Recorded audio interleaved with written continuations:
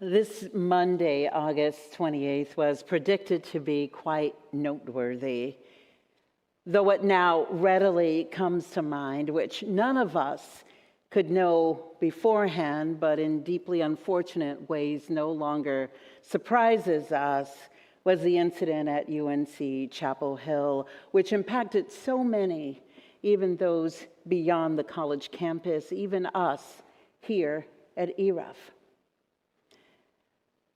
We express our feelings of remorse and regret for all those involved, as well as for the continued gun violence all over our country and the layers of complexity that underlies such violence. The legislation around gun control is only but one of those layers. We acknowledge that it is a very important one. The other reason Monday was predicted to be noteworthy was because it was the first day many of our children were returning back to school after summer break, which I only realized was happening during my morning walk that day when I began seeing the many school buses headed out quite early to pick children up for school.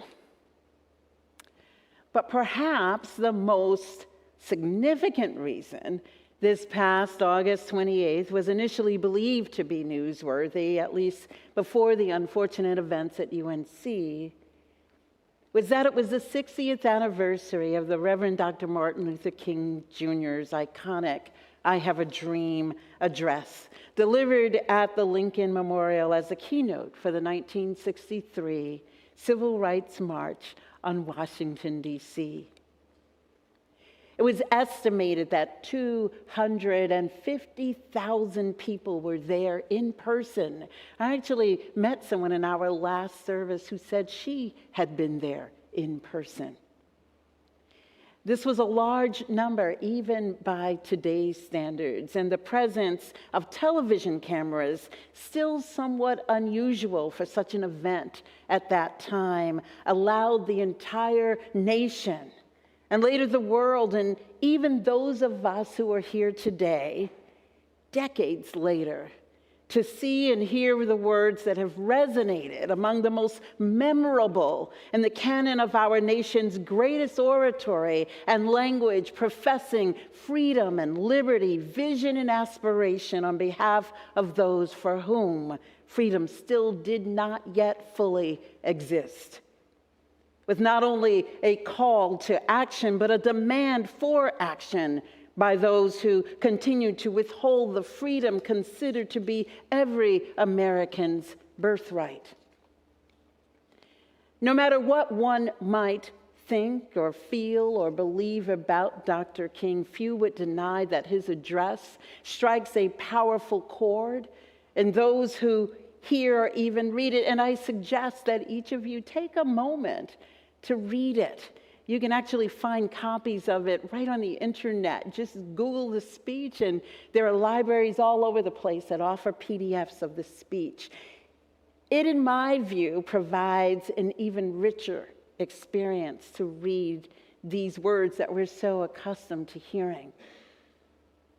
When I was a child and was first learning of this speech, the words that most captured my own imagination were those words about children, especially as Dr. King spoke of his own 4 children and the world he wanted for them when he said, "I have a dream. My 4 little children will one day live in a nation where they will not be judged by the color of their skin, but by content of their character. I have a dream today." Though I lived in New York City and not in the South, as Dr. King did, at much too young of an age, I understood quite specifically what this father of young children was longing for. And I believe his words continue to resonate so powerfully today because most of us, no matter who we are, similarly long for this, not only for children, but for our grown-up selves as well. We not only want to know that somehow our character is being well judged, but we want it because ultimately what we want is to belong. And to know that a rightful place for each of us that is just and fair within the community of all, just for the mere fact that we are all simply human. And that systems that cause anything other than this to exist must be dismantled, must be transformed. In our day-to-day lives, belonging begins with the feeling that we are welcome, that even if we were not initially expected, that we will somehow be welcomed and eventually accepted within the places and spaces within which we find ourselves. I was struck by August 28th being the start of school because this is when many of us began to have our first and repeated experiences of welcome or unwelcome, especially among strangers, whether they be other children or adults, whether on school buses, in classrooms, lunchrooms, or in schoolyards. Such experiences can range on a spectrum of being warm and rich to absolutely devastating in their negative impact. We form visceral reactions and attitudes, coping strategies, and ways of being in the world as a result of the impact of these earliest experiences of welcome or unwelcome, of acceptance or non-acceptance by others, of coming to understand just how much of our full selves we might bring into a space, that we might entrust others with seeing or knowing or holding. No matter where we are, most of us are longing for a connection of some sort. What was once a part of our ancestral pattern tens of thousands of years ago of connecting for reasons of survival has become the evolution of our species as 21st century human beings in our Western cultures that are beset by an epidemic of loneliness, with the U.S. ranking highest and other countries considering it a health crisis, and the UK even creating a government commission on it. So knowing that we are welcome and will eventually find belonging and acceptance is not only key to who we are, but it continues to remain critically necessary for our individual and collective survival and well-being. Most of us can sense right away whether we have entered into a space or are among people who give us a baseline welcome. When I enter a space, I am always watchful of how people are receiving me. Some of this is my own learned behavior, my own ways of making sure that I have entered into a place where I feel somewhat safe. And because this baseline welcome is the easy stuff, what I call surface welcome, people are polite, they're nice, because they have good home training, or maybe even good customer training or good church training. So when this easy stuff is not there, I feel myself becoming more vigilant and also curious about what might happen next. Because something allows us on the receiving end to know when it stops right there at the surface and will not go any further. Though it is possible, it could get worse. Southerners are especially adept at this first level welcome of politeness and niceness, which quite frankly, as a very direct and upfront native New Yorker, I did not appreciate any of that at first. It offended my sensibilities.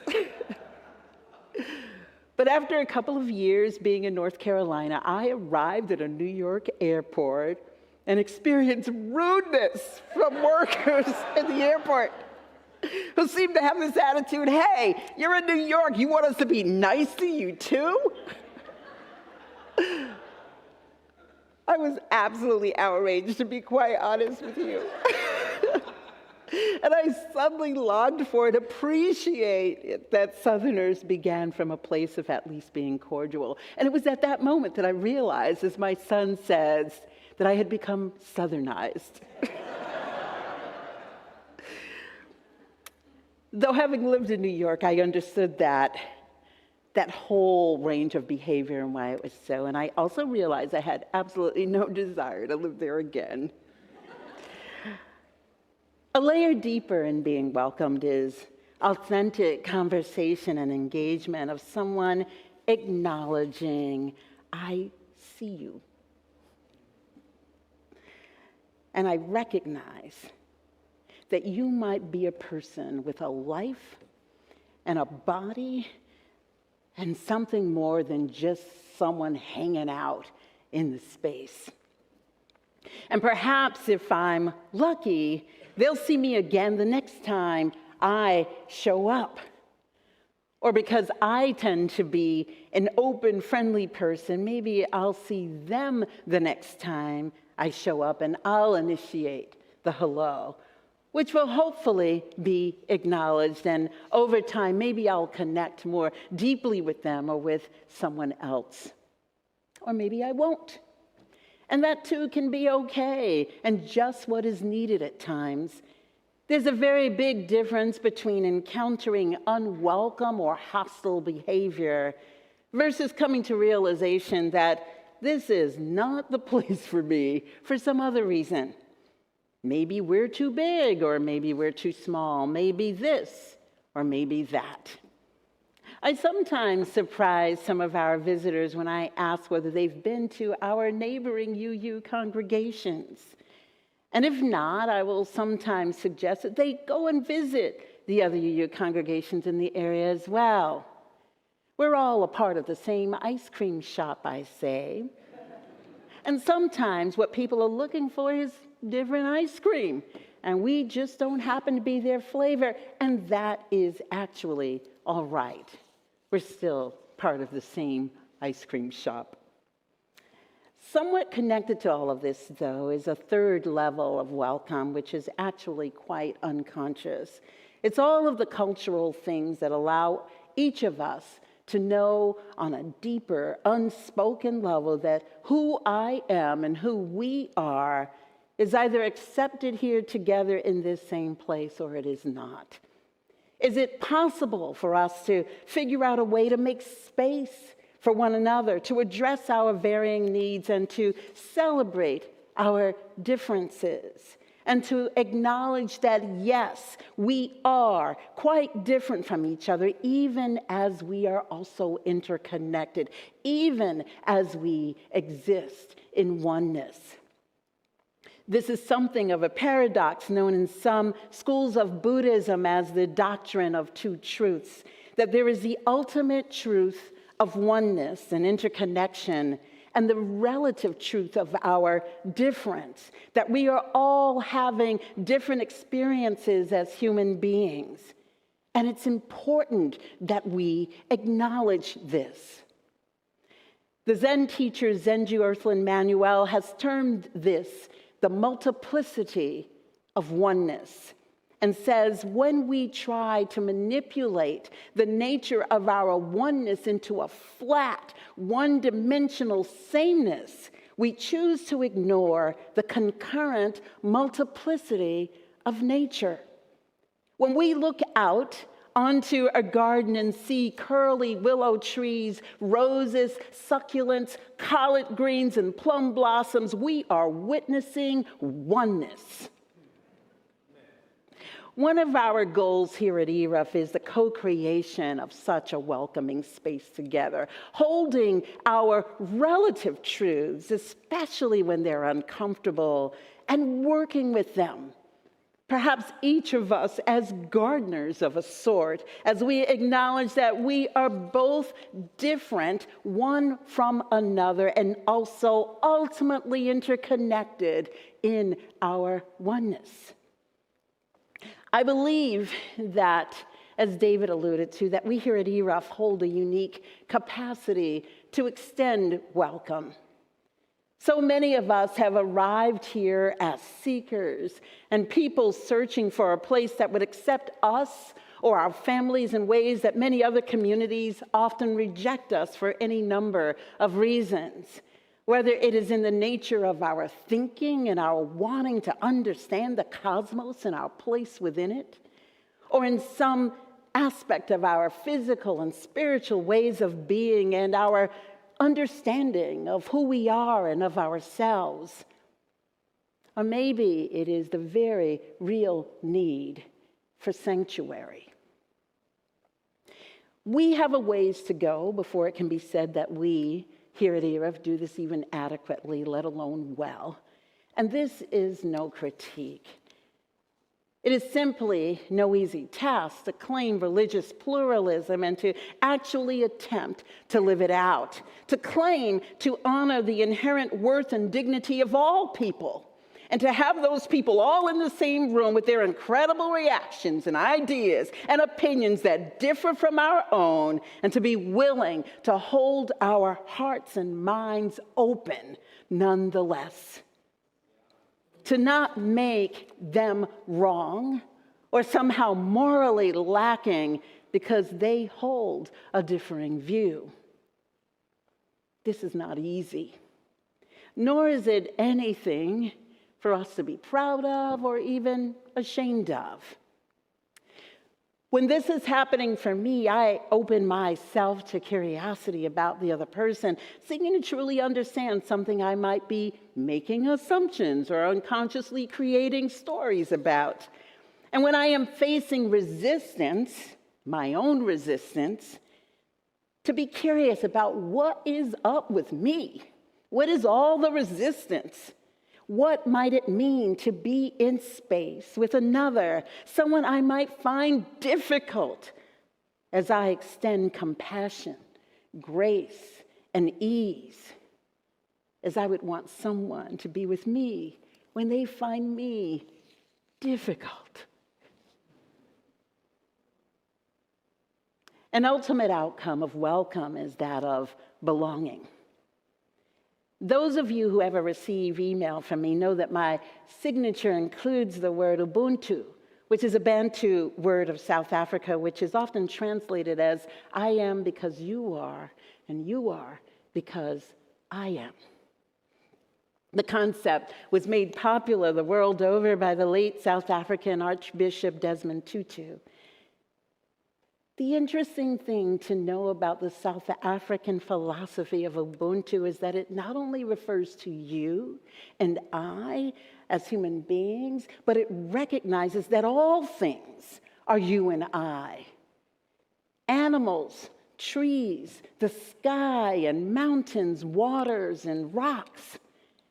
The Ethiopian-American writer Sabine Selassie writes, Ubuntu recognizes the inherent interconnection of reality. It respects and honors absolutely everything as fundamentally interdependent. Ubuntu communicates a profound truth understood by the ancients, but only recently acknowledged in modern science. Things appear to be independent, and we function in a world of distinction, but ultimately there is no separation. We must take care with all reality, she writes. We must take care of other humans, nature, and what is unseen. Indigenous wisdom, like modern science, it recognizes that every observer affects reality. And also there are realities beyond what we ordinarily observe. I am because you are. And my every action is connected to you. And your every action is connected to me. Ultimately, as Desmond Tutu said, we are because we belong.